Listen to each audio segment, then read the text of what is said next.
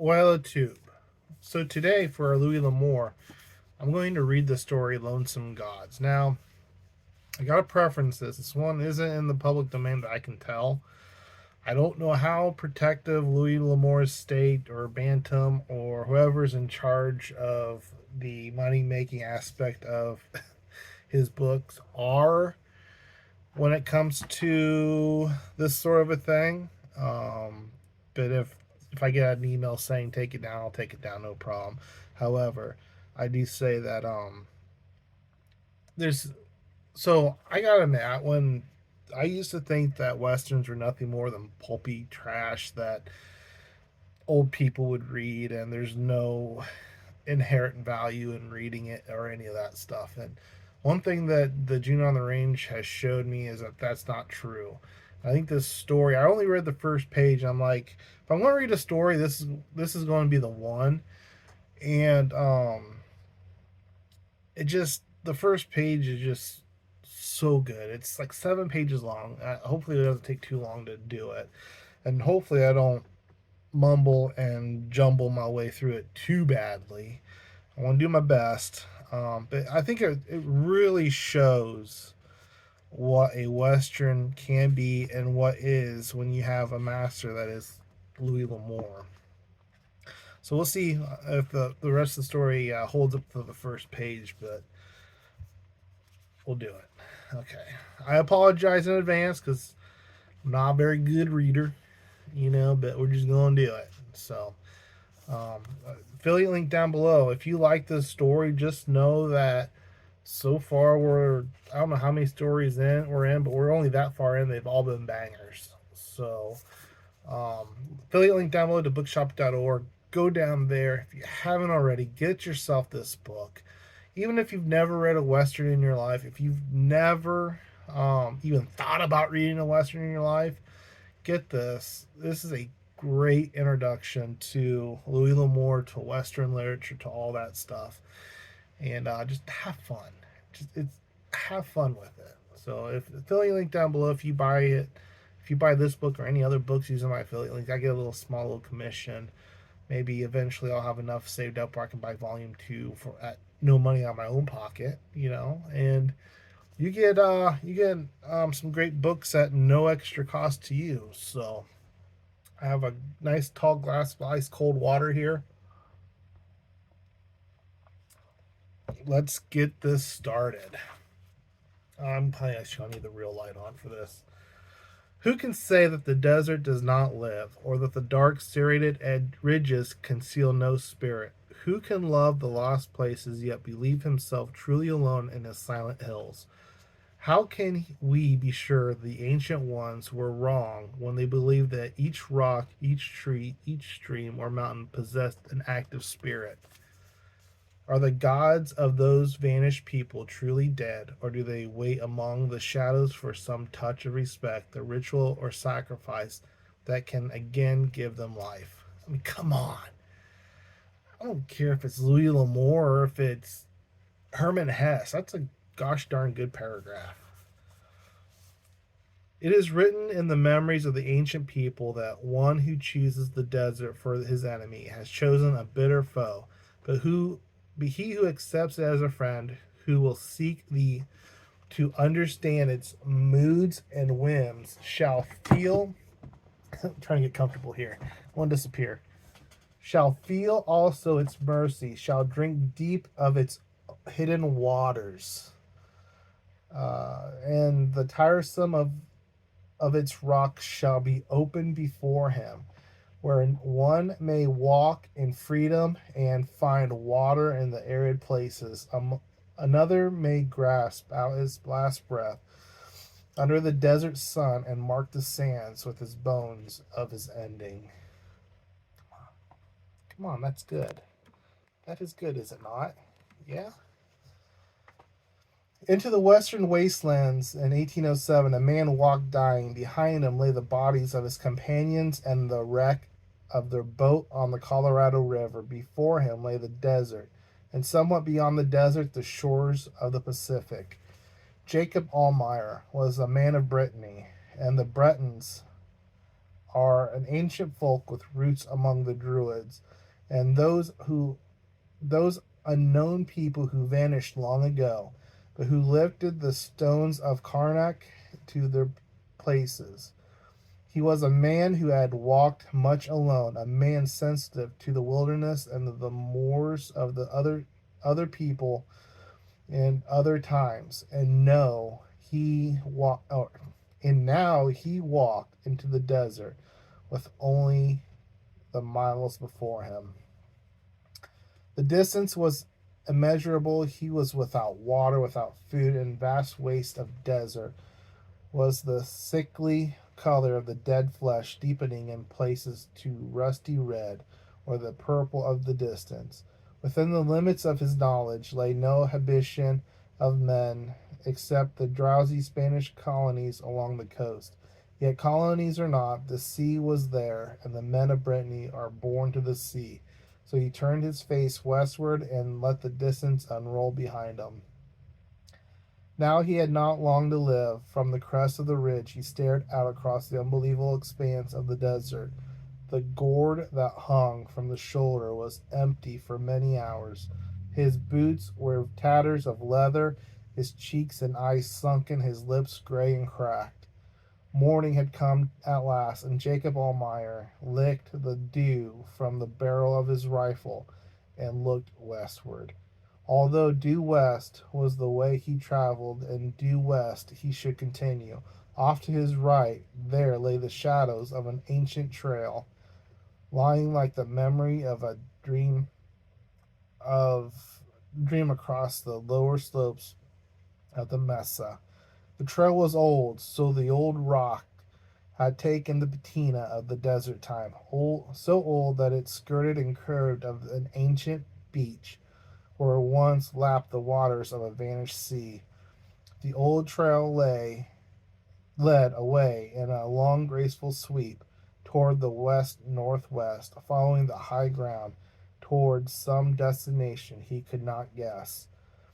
West was his logical route. Somewhere out there, the road from Mexico to the California missions cut diagonally across the desert. By heading directly west, he might last long enough to find the road, yet the water gourd was dry, and the vast sun baked basin before him offered no promise. The ancient folk who made this path must have known where water could be found. Yet, if the sea had vanished from the basin, might not the spring have vanished also? Jacob Almayer was a big man, powerful in his chest and broad in the shoulders, a fighter by instinct and a man who would, by the nature of him, die hard. He also was a man of ironic, self deriding humor, and it was like him to have no illusion now, and it was like him to look down the ancient trail with curious eyes. For how many centuries had this trail? It's good, right? It's good. How long has this trail been used? Walked by how many feet dust now these hundreds of years? And for how long had it been abandoned?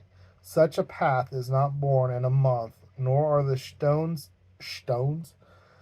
nor are the stones marked in a year. Yet the ages had not erased the marks of their passing. Although without this view from the crest, it was doubtful if the trail could be seen, but once seen and recognized for what it was, following it should not be hard. Moreover, at intervals, the passing men had dropped stones into neat piles. To mark the miles, or to mark the miles, the intervals were irregular. To break the monotony, a ritual perhaps. I'm not very good at this. Those are questions. Like a Tibetan spinning a prayer wheel, was each stone a prayer? An invocation to the gods of travelers, gods abandoned for how long? I could use their help, Jacob Almayer said aloud. I could use them now. Either path might lead to death, and either might lead to water and life, but which way? Curiosity triumphed, or rather, His way of life triumphed. Had it not always been so with him and those others who preceded him? Was it not curiosity more than desire for gain that led them on? And now, in what might be the waning hours of life, it was no time to change. Jacob Almayer looked down the shimmering basin, and he looked along the faint but easy sweeps of the trail. He could, of course, rationalize his choice. The trail led over high ground, along an easier route. Trust an Indian to keep his feet out of the heavy sand. Jacob Almayer turned down the trail, and he did so. And as he did so, he stooped and picked up a stone from the ground. The sun lifted into the wide and brassy sky, and the basin swam with heat. The free swinging stride that had carried him from the Colorado was gone now, but the trail was good, and he walked steadily. He began to sweat again and smelled the odors of his unwashed clothes, his unbathed body, the stale smell of old sweat. Yet the air he breathed, however hot, was like wine, like water. One could almost swallow it. Soon he came to a pile of stones and dropped the stone he carried and picked up another, and then walked on. Upon his shoulders the ground flopped loosely. Upon his shoulders the ground, okay, and his dry tongue fumbled at the broken flesh of his lips. After several hours he stopped sweating, and when he had inadvertently touched the flesh of his face, it felt hot and dry. When he paused at intervals, he found it become harder and harder to start again, but he kept on, unable to rest for long, knowing that safety, if it came, would be somewhere ahead. Sometimes his boots rolled on rocks and twisted his feet painfully, and he could feel that his socks were stuck to his blistered feet with dried blood. Once he stumbled and fell, catching himself on his hands, but clumsily so that the skin was torn and lacerated. For a long minute he held himself on his hands and knees, staring drunkenly at the path beneath him, caught in some trance like state when he was neither quite conscious nor quite unconscious, but for the moment was just flesh devoid of animation. Finally, he got to his feet and surprised to find himself there. He started on, walking with sudden rapidity. I don't know how to say that word. As if starting anew, cicadas hummed in the cacti of the greasewood, and once he saw a rattler coil and buzz angrily, but he walked on. Before him, the thread of the trail, withered among the rocks, emerged and then fell away before him to lower level, so faint yet beckoning, always promising, drawing him to the distance, as a magnet draws filing of iron. He no longer thought, but only walked, hypnotized by his own movement. His mind seemed to fill with the heat haze, and he remembered nothing but the rocks, dropping and carrying stones with the deadly persistence of a drunken man. Now the trail skirted the white line of an ancient beach, where the sands and silver with broken shell, and were at times he came upon that remains upon the remains of ancient fires, blackened stones, charred remains of prehistoric shells and fish bones. His eyes were bloodshot now, slow to move and hard to focus. Dust devils danced in the desert heat waves. He clung to the thread of the path, as to this as to the one thing in this shimmering land of mirages that was real, that was familiar. He then tripped. He fell flat on his face and lay still, face against the gravel of the partial slope, the only sound that of the hoarse breathing. Slowly he pushed himself up, got into a sitting position. Drunkenly he stared at his palms, scraped and gouged by the fall. With infinite and childish concentration he began to pick the sand from his wounds, and then he licked at the blood. He got up then, because it was his nature to get up. He got up and recovered his gun, making an issue of bending without losing balance, and triumphant when he was successful. Pause.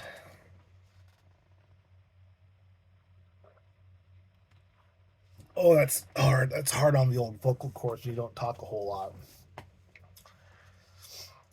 He fell twice more in the next half hour, and each time I got some water in my beard. And each time it took him longer to rise. Yet he knew the sun was past its noontime high, and somehow he must last out the day. He started on, but his mouth was dry, his tongue musty, and the heat waves seemed all around him. He seemed to have at last caught up with the mirage, for it shimmered around him and washed over him like the seas, but without freshness, only heat. A man stood in the trail before him, an Indian. Jacob Almayer tried to cry out, but he could not. He started forward, but the figure of the man seemed to recede as he advanced, and the Indian's arms lifted and pointed. Almayer turned his head slowly, looking towards the ridge of the upthrust rock, not far off the trail. Almayer tried to speak, but the Indian merely pointed. Jacob Almayer leaned back and tried to make out the looks of the Indian, but all he could see was the brown skin, breech clout, and some sort of band around his head. Around his shoulders was some sort of a fur jacket. A fur jacket? In this heat? Almayer looked again at the rocks. When he looked back, the Indian was gone. The rocks were not far away, and Almayer turned toward them. But first he stopped, for where the Indian had been standing, there was a pile of stones. He walked toward it and added his stone to the pile. Then he picked up another and turned towards the ridge. There was a trail here too, not quite so plain as the others, but nevertheless a trail. He walked on hesitantly, at times reluctant to get away from the one possibility of safety, but finally he reached the ridge where the trail rounded. And he did likewise, and there in a corner of the rocks was white sand overgrown with thin grass, a clump of mesquite, a slim cottonwood tree, and beneath it a pool of water. Jacob Almayer tasted the water. It was sweet. He put a little on his lips, and and it had the coolness of benediction. He put some in his mouth and held it there, letting the starved tissues of his mouth absorb the water, and then he let a little trickle down his throat, and it and felt it all the way to his stomach.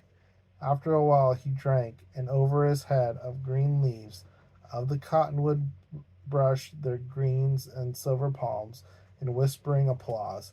Jacob Almayer crept into the shade and slept. He woke to drink, then slept again. And in the paleness of the last hours of night, he awakened and heard a faint stir upon the hillside opposite the ridge beside which he lay. He squinted his eyes and widened them, trying to see. Then he did see. There were three there were men there, men and women, and even he in his half delirium and his half awareness knew these were like no Indians he had seen.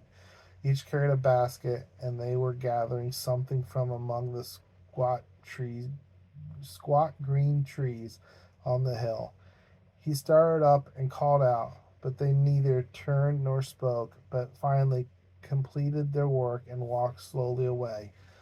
Daylight came. One instant the sky was gray, and then the shadows retreated into the canyons of the dark places among the hills, and the sun crowned the distant ridges with gold, then bathed them in light, and the last faltering battalions of the shadows withered and died among the rocks, and morning was there.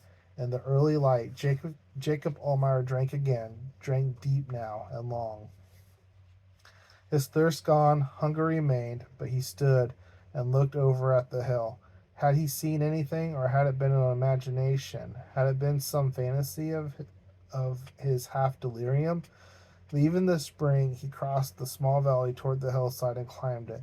As he walked, he searched the ground. No footsteps had left their mark, no stones unturned, no signs of a large body of people moving or working. These trees, he looked at them again, and then recalled a traveler who had told him once of how the Indians gathered the nuts from the pines, from the pinon. He searched for the cones, extracted some of the nuts, and then he gathered more and more. And that evening he killed a mountain sheep near the spring. I'm doing so good. The dog fell asleep and is now snoring and barking. Hopefully you're not snoring and barking right now. Wake up. At daylight, he resumed his walk, but this time his gourd was filled with water. He carried fresh meat with him, and several pounds of nuts. As Jacob Allmeyer started to walk, he picked up a stone, and then an idea came to him. How far would an Indian walk in a day? Those who followed this trail would probably have no reason for hurry. Would they walk 15 miles, 20, or even 30? Or would the distance depend upon the water supply? For that was the question that intrigued them. Were they stopped? There would be water. The solution was to watch for any dim trail leading away from the main route toward the end of the day. As soon as he found another pile of stones and he dropped the one he carried, he picked up another, and at nightfall he found a dim trail that led to a flowing spring. And he camped there, making a fire and roasting some of his meat. As he ate and drank, as he watched the fire burn down, as he thought of the trail behind and the trail ahead, he looked into the darkness. Jacob Allmeyer was a Breton, and the folk of Brittany are sensitive to the spirits of the mountains and forests. He looked out into the darkness beyond the firelight, and he said aloud, "To the spirits of this place, my respects, humble as they are, and in my heart there will always be thanks for you as long as I shall live." The fire fluttered then, and the flames whipping down, then blazing up brighter than ever. From far off there came the distant sound of voices. Were they chanting, singing? He couldn't tell. It might have been the wind. The end. So good. Gosh, that's what Louis L'Amour can do. That's what westerns can be. Like, they don't have to be all uh, racism and killing and stuff. Like Louis L'Amour, you could tell he had a respect for nature, for the deserts, for the mountains, for the natives. For he just had respect. Like you could see that in his writing. Like he does. From what I've been able to tell with his writing, it just there isn't much like derogatory stuff. Not much of the stuff that kind of makes you cringe in 2023. It's just good. It really is. It's just really, really good. So that's it for this one piece. Let comment down below. Did you like the story? Did you actually listen to the whole thing? I tried my best. I'm not very good at the old reading out loud sort of thing. I'm not very good at reading quietly. So, um, but yeah, that's what was it called? The Lonesome Gods. Man, that was just a banger. That's it for this one, peeps. Cheers.